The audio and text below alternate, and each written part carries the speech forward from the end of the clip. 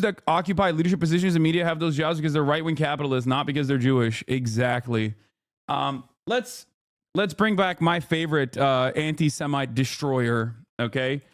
Vladimir Ilyich Lenin, who talks very famously about the enmity caused against Jews in Tsarist Russia. His speech is important to remember because it is prescient even now. It's something that I have brought forward many times over. All of this enmity is a simple distraction. It is hatred that those, which by the way, I did talk about at the Oxford Union speech as well. Enmity towards Jews is an old trick by those in positions of power even before capitalism existed, even before the Industrial Revolution. It is utilized as a simple mechanism of distraction. Okay? Anti-Semitism means spreading enmity towards the Jews. When the accursed Tsarist monarchy was living its last days, it tried to incite ignorant workers and peasants against the Jews. The Tsarist police, in alliance with the landowners and the capitalists, organized pogroms against the Jews. The hate of the workers and the peasants.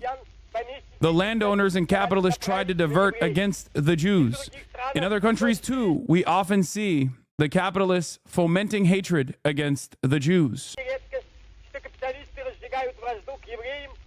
in order to blind the workers, to divert their attention from the real enemy of the working people, capital. Hatred towards the Jews persists only in those countries where slavery to the landowners and capitalists created abysmal ignorance among the workers and the peasants. Only the most ignorant and downtrodden people can believe the lies and slander that are spread about the Jews. This is survival of ancient feudal times, when the priests burned heretics at the stake, when the peasants lived in slavery, and when the people were crushed and inarticulate. This ancient feudal ignorance is passing away. The eyes of the people are being opened. It is not the Jews who are enemies of the working people. The enemies of the working people are the capitalists of all countries. Among the Jews, there are working people and they form the majority. They are our brothers who, like us, are oppressed by capital. They are our comrades in the struggle for socialism. Among the Jews, there are kulaks, exploiters, and capitalists, just as there are among the Russians and among the people of all nations. The capitalists strive to sow and foment hatred between workers of different faiths, different nations, and different races. Those who do not work are kept in power by the power and strength of capital. Rich Jews, like rich Russians and the rich in all countries, are in alliance to oppress, crush, rob, and disunite the workers. Shame on accursed Tsarism, which tortured and persecuted the Jews. Shame on those who foment hatred towards the Jews, who foment hatred towards other nations. Long live the fraternal trust and fighting alliance of the workers of all nations in the struggle to overthrow capital. Vladimir Ilyich Lenin. There is perhaps no more concise and prescient statement on the unnecessary division that is very successfully created for people who must be united in one cause, that people who have the exact same class positions and the exact same struggles and the exact same wants and needs. It's simply one of the oldest forms of bigotry. And the reality of the matter is, it is a very successful method. I do not agree with it. I think it's untrue, first and foremost. I think that's the simplest way to put it, right? I don't agree when people say like, nah, you don't understand. This is how Jews are. It's like, no, they're not.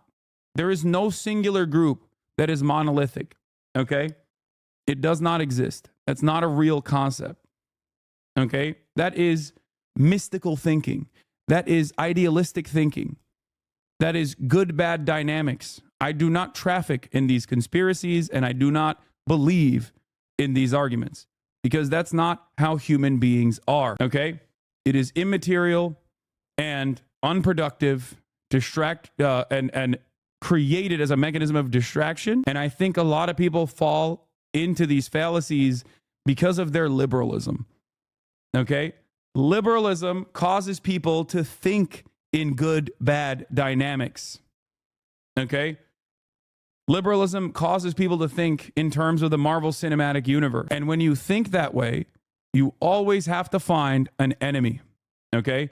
Someone has to be doing things, pulling the strings, because you refuse to see that those who are openly pulling the strings in broad daylight and engaging in class collaboration are those in positions of power, the capital owners, a consortium, a network of capital owners who are in positions of power all around the globe, regardless of their background.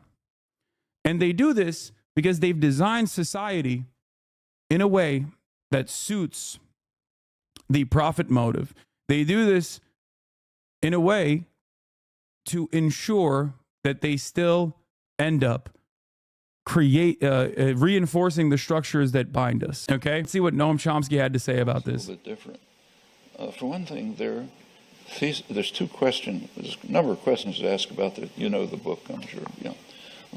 Lenin died 25 before Israel. We live in a different world today. It don't matter. If you think Lenin's analysis in that regard is not applicable, when in fact the time when he was alive was infinitely more susceptible to anti-Semitic ways of thinking. He's talking about World War I with respect to capital owners causing division amongst nations.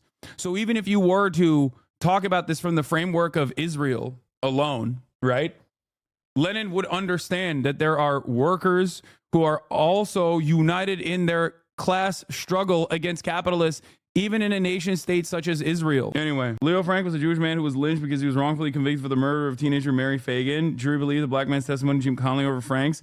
A witness averred on his deathbed that he saw Jim Conley kill Fagan.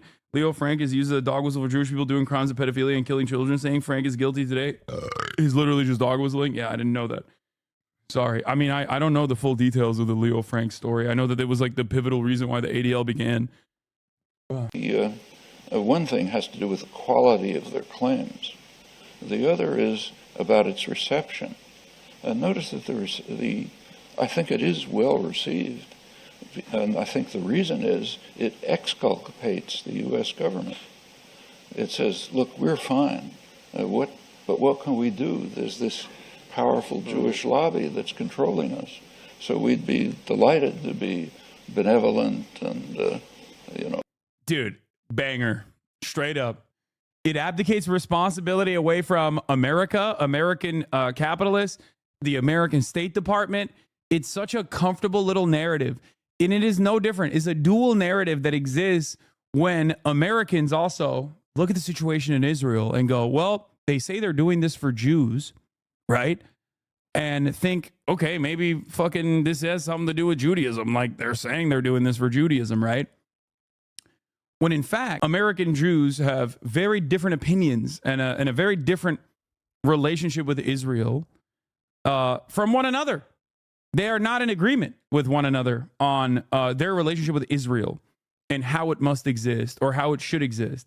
And this is before we even factor in the very desperate and very deliberate social conditioning that exists and how Zionism has basically reformed itself as a new national religion for a lot of Reform Jews in America, okay, in their upbringing, in their development. Having said that, however, we always forget to mention something truly important in this process, which is Christian Zionism.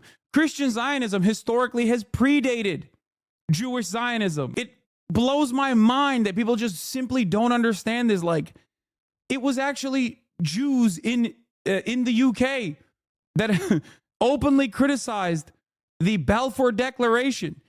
Lord Balfour was not exactly a fan of Jews. He was, however, a Christian Zionist. We never consider CUFI, Christians United for Israel, and its importance in this subject. We never consider that there are 10 times more rabid evangelical Christian Zionists in this country than there are Jews in total. Anti-Zionist, Zionists, it doesn't matter.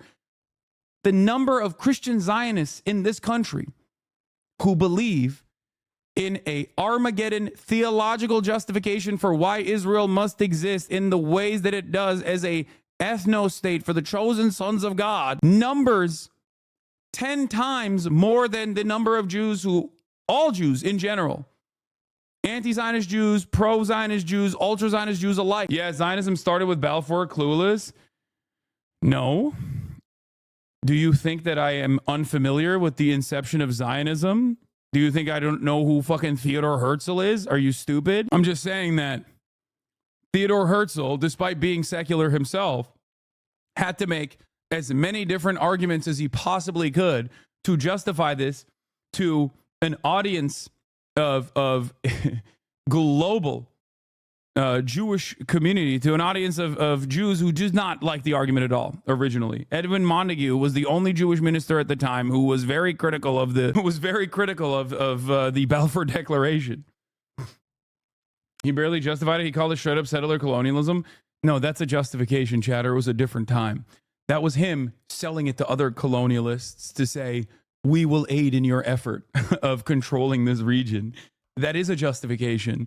We just look back at it now. That's the reason why the early JNF, like Jewish National Funds and whatnot, were openly considered colonial funds. Like they knew that what they were doing was settler colonialism, and that's how they were trying to present it to non-Jews who were also involved in this process, who also were like, no, this is great.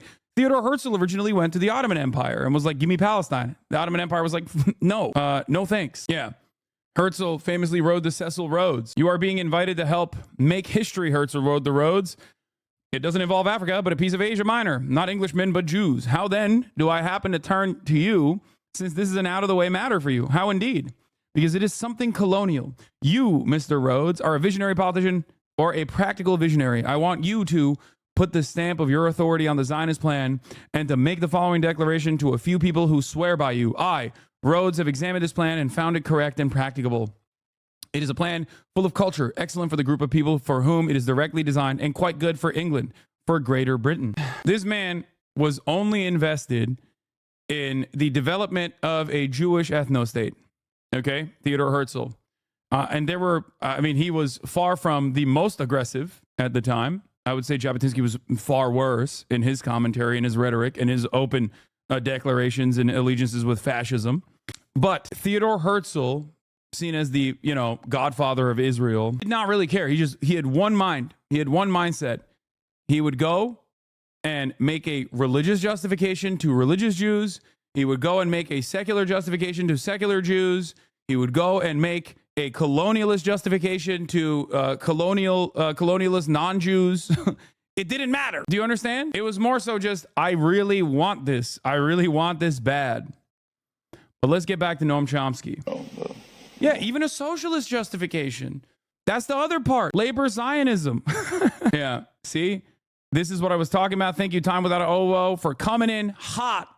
The biggest funds after Weitz's JNF, Jewish National Fund, were literally called PICA and JCA, the Palestine Colonialization Association and the Jewish Colonization Association. It wasn't really hidden. Why wasn't it really hidden? Because back then, this was a way to say, no, this is good. We're doing settler colonialism. They didn't have that same fucking mindset. Funnily enough, PICA was a Rothschild project. Like they didn't look at this term in the same woke ways that we now understand colonialism as a bad thing, okay? It was a good thing being presented. Victims of colonialism were even less, it had even less voice. They barely have a voice now. There was a positive association with the term, not a negative one. Anyway, let's continue. Helping people are natural instincts, but we're trapped by the Jewish lobby. Well, that's a pretty good reason, I think, why it is accepted. Yeah. The second question is about the thesis. Can it really be that a small ethnic lobby controls U.S. policy? If anybody believes that thesis, there's a tactical suggestion that follows immediately. Put on your tie and jacket Go to the executive offices of Lockheed Martin, General Electric, Goldman Sachs, JP Morgan Chase, and explain to them that your interests are being harmed by a little lobby which you can put out of business in 5 minutes. Okay, that's the tactical suggestion that follows. Does anybody pursue it? No, because it's absurd. I mean, the claim, this is actually an interesting, Mearsheimer and Wald are very good scholars. We're called realist IR scholars. According to realist scholarship, states pursue what is called the national interest, which primarily security. It's an anarchic world, and states try to preserve their own security, well-being of their own populations, and the national interest. There's a lot of questions that are open there. First of all, what is the national interest? I mean, is the national interest of the CEO of General Electric the same as the interest of the janitor who cleans his floors? No, their interests are quite different. So what's the national interest? Where to start? Well, in practice, it turns out that the interests of state power and concentrated economic power. Take a look at the formation of policy. That's what it defends. Is the national interest in that sense harmed by U.S. policy towards Israel? Well, pretty hard to argue that. This is why I always say, and I said this in my Oxford speech as well, saying Israel has anything to do with Judaism is like saying ISIS has anything to do with Islam. Okay? ISIS is true Islam, Israel is true Judaism. These are both silly attitudes. These are wrong. Okay? At its base, it's just a fundamentally incorrect position. And it also revolves around the notion that these people have a monolithic understanding and a monolithic approach. Okay, that all Jews believe this or all Muslims believe this. It's wrong.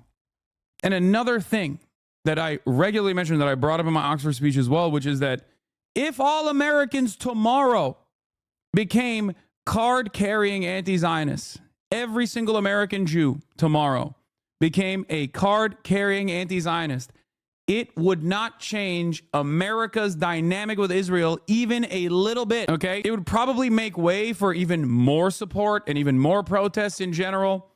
But I promise you, the American state would still support Israel, okay? And there is truth to this reality, as I've often talked about as well.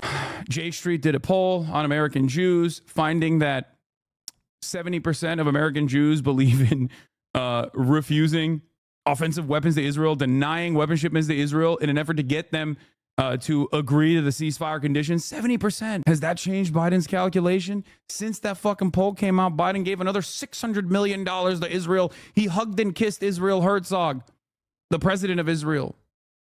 Or is his name Israel Herzog? Sorry.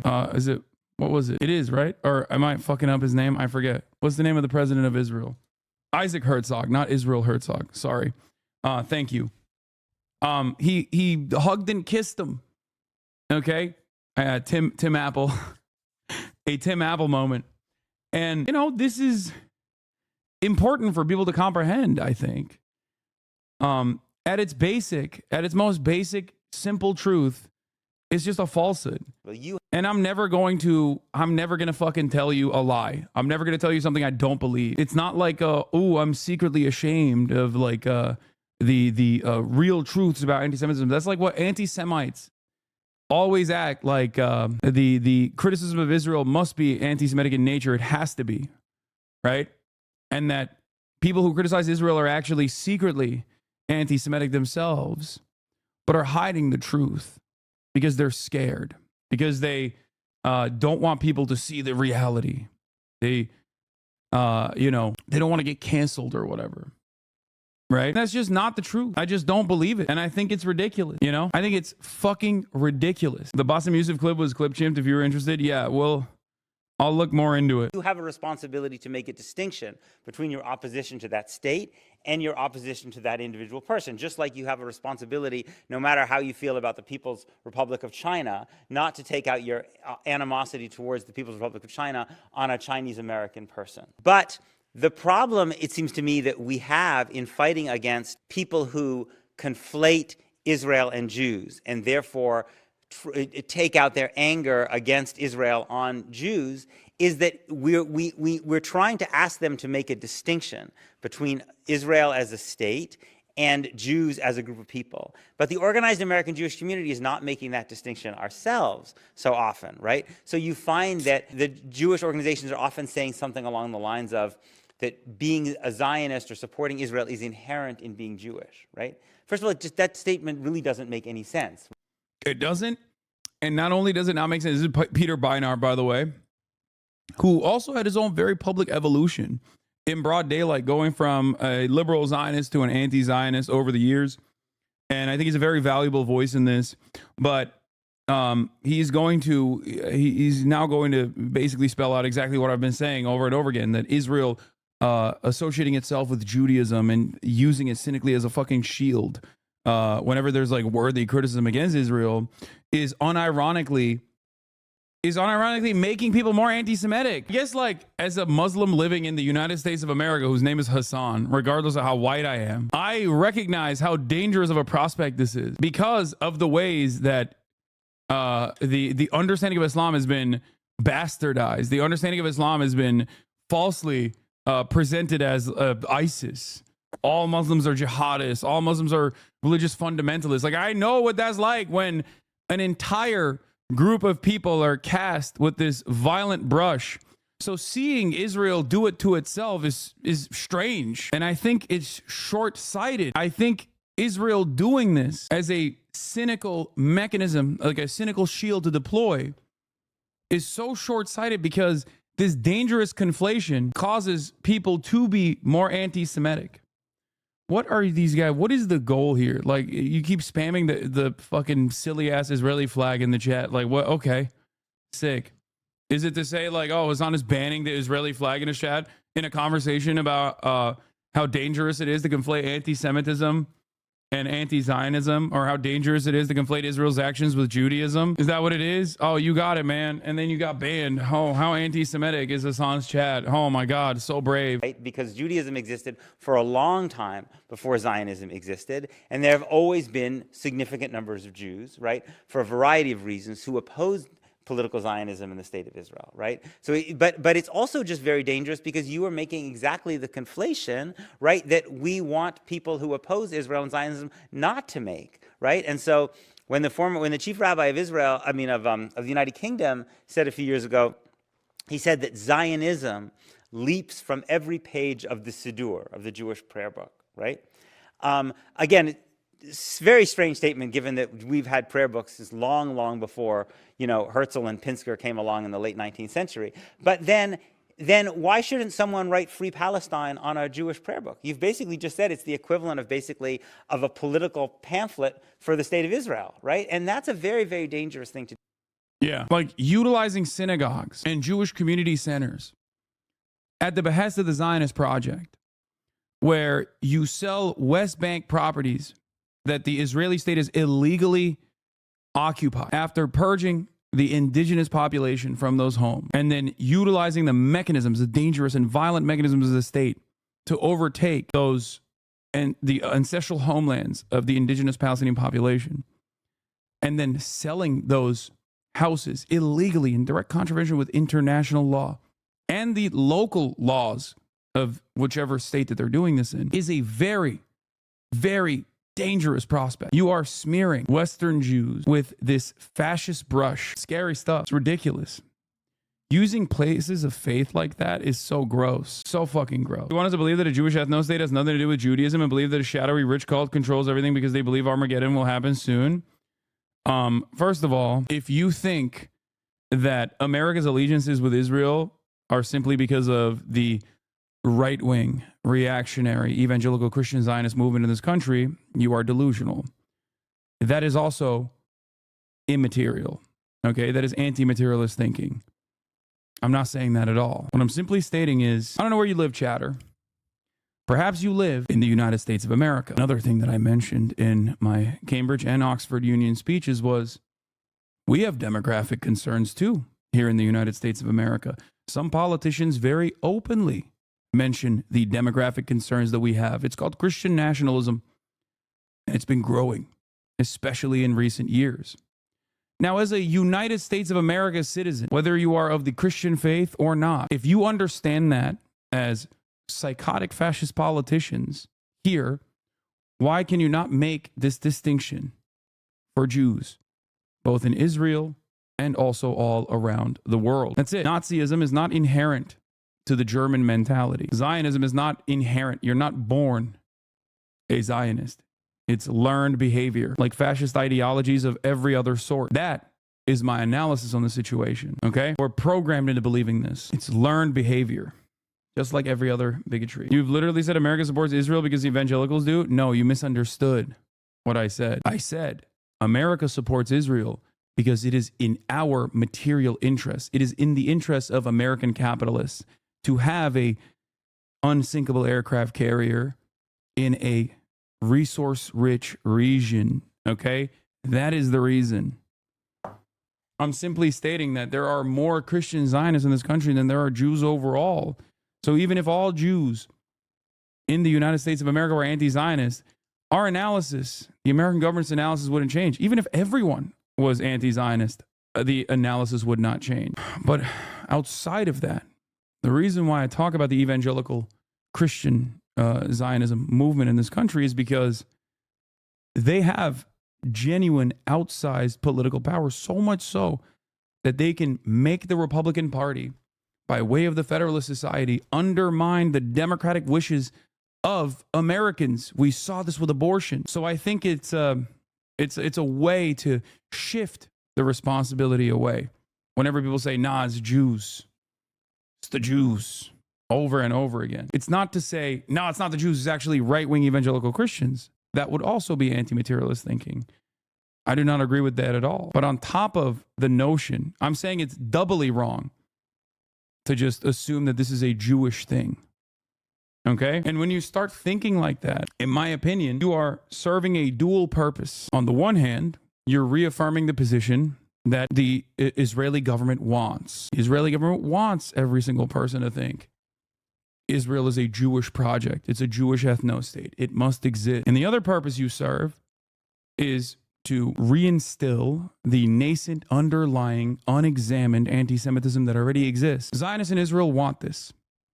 That's precisely the reason why Benjamin Netanyahu will regularly collaborate with openly anti-Semitic people, openly anti-Semitic governors, including but not limited to the guy in Romania that's pro-Putin, and also literally a defender of the people that carried out the Holocaust. Why did Benjamin Netanyahu have a wonderful conversation with him in the first round of the election? Tell you why. Just like the same in Hungary, where Benjamin Netanyahu linked up with Viktor Orban's anti-Semitic propaganda minister. Okay, his campaign, I think it was his campaign manager. Viktor Orban ran on anti-Semitic memes, okay, in Hungary. Why, one must ask, why is Benjamin Netanyahu so comfortable with anti-Semitic fascists? Well, one, because he's a fascist and also anti-Semitic. But two, anti-Semitism in the West benefits Israel. Anti-Semitism growing in the West plays into the interests of Israel. If Jews feel less safe in the West, then they'll want to defend Israel's ethno-state project, touching on the centuries of domination, pogroms, and the Holocaust, and the real pain that exists in Jewish history, and packaging that up again and saying, see, it's growing. It's growing in the West. That's why you have to either support Israel and fight at the behest of Israel and engage in propaganda war if you're not going to actually come to Israel and live there. But ultimately, you have to live in Israel. This is another reason why I always say the greatest threat to Israel is not Iran. It's not the mullahs. It's not the Ayatollah. It's not Hezbollah. It's not the Ansar Allah movement. The greatest threat to Israel is Sherman Oaks. The greatest threat to Israel is Boca Raton. The greatest threat to Israel is Brooklyn, New York. Because if people do not feel insecure living in the Western world, and they shouldn't, our Jewish brothers and sisters should not feel insecure living in the United States of America. Okay? Mal, come on, man. It's 100% true. This is 100% true. This is why I despise when Joe Biden said that no Jew would be safe in the United States of America or anywhere around the world if Israel didn't exist. To me, that's an abdication of your responsibility as the president of the United States of America, a country that has almost the same number of Jews, Jewish Americans, living in it as Israel. It's a ridiculous statement to say. The fuck do you mean no Jew would be safe? Is that a threat? What are you talking about? It's a lie. It's a silly lie. It's a silly lie that serves the propaganda purposes of the state of Israel, beefing up the state of Israel. How can you separate Israel from Judaism as a Palestinian? All I see is Jewish ethno state promoting Israel as the safest place for Jews, ethnically cleansing people to bring in Jewish settlers, annexing Jerusalem and West Bank to control the alleged Jewish temple, a government using the Torah to justify their genocide. How can anyone separate that from one another? Yes. I mean, I understand why Palestinians and people that live in the region develop this attitude. Norm Finkelstein talked about this with the Ansar Allah movement. The Ansar Allah movement on its banner has a statement that says, curse the Jews. Okay? It's completely unacceptable. It's ridiculous, right? It's violent. Violently anti-Semitic. But what does Norm say? In the eyes of everyone in the region, since 1948, this has always been, like, Jewishness has always been falsely associated with the state of Israel. And people understandably see it as a violent, expansionist, settler colonial state. So that is the association, the false association that they make. Just because victims, like the Palestinians, make that said false association doesn't mean it is correct. That's it. It's that simple. If you're Palestinian, especially if you're of a Muslim background, you hear these false associations made about Muslims in the Western world with ISIS. Do you agree with those false associations? The only difference in this situation is that anti-Semitism is institutionally protected, right? People, it's not considered appropriate institutionally, right? Whereas Islamophobia serves the interests of the American State Department and the war on terror. So on the one hand, both are false smears, but one actually is seen as a weapon to wield against the entire Muslim population around the globe. The other is seen as a shield to defend the interests of the Israeli state. But they're still untrue. Do you see what I'm saying? The only difference, however, is that both of these are real bigotries. One is seen as a bigotry. The other one is not. Unfortunate reality is that many people do not see Islamophobia as a real bigotry. They see it as like real criticisms of what they perceive is the entirety of the ummah. Okay? Are you going to cover the Oxford Union Address other than yours? I saw a couple really good ones on the topic. Yeah. Maybe. Anyway, let's start with Syria. Syrian rebel forces have seized Damascus as the Assad regime toppled. Now, this is a really interesting and, dare I say, complex situation. The morality of Assad is not complex. Assad is a brutal tyrant and also, a dog shit statesman in general. Can't speak for his, acumen in eye surgery. But as far as the rulership over Syria goes, not a good guy, okay? This is something that I've talked about, especially as of late, quite a bit. Having said that, however, I analyze it in a way that is not dissimilar in many respects to Saddam Hussein, because there are plenty of people. Syria is a very diverse country. There are plenty of people who have been destroyed by the brutality of the Assad regime. This much is true. But the destabilization of Syria still, at the end of the day, benefits the United States of America, okay? And we will talk in depth about all the parties involved today. I have already covered it. I have given you a little briefer, but it's a situation where it's literally like neither side is good, with the exception, I guess, of the Kurdish groups in the region. But even the Kurdish groups that are good in the region are still directly funded and trained by America. So even good groups can still be used as a weapon by the American State Department. But let's get started. In his dynastic heartland and putative holdout on the Mediterranean coast, where they ride a statue of his father through the streets. In Hama, seized in the Assad era, or Thursday, where a reporter sheds his protective vest to embody the emergence of a new Syria. But perhaps the most instructive place to look is here, in the former regime's darkest corner. The corridors of Saidnaya prison, north of Damascus, where they killed so many thousands, they built a crematorium outside. A young child comes into view. Look at that boy, poor thing, they say. These women, at the heart of a brutal... Anyone who thinks Syria is free now is delusional. Israel's already invaded and bombed parts of southern Syria, the Greater Israel Project. Don't worry, we'll talk about it. I'm going to get industrial oppression, being freed, being told to say God is great, not to worry about possessions, about ID cards, about where to go and how. Another prison, the same story. He says, there's no state anymore, sister. Damn the state, it's fallen. Come down, come on.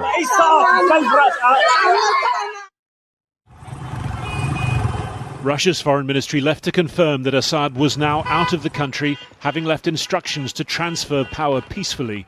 Assad's prime minister saying he will stay in Syria to hand over government functions to a transitional administration. But for now, real power rests with this man, Abu Muhammad al-Jalani, leader of the Islamist HTS forces, listed as terrorists by many countries, that spearheaded the regime's collapse. For days, he got a copy of, he got a copy of Why Nations Fail from Acemoglu, the Turkish MIT guy, and he got woke. He read one copy of Why Nations Fail, and he was like, we got to protect these institutions. Oh. He's been talking in terms of moderation, of safeguards for minorities. Inside Damascus's Umayyad Mosque, a message of victory for Sunni Islam. This is a new victory, my brothers, for the entire Islamic nation. Victory, my brothers, marks a new chapter in the region's history. We have avoided the dangers of leaving Syria. Overall, is this a positive or negative?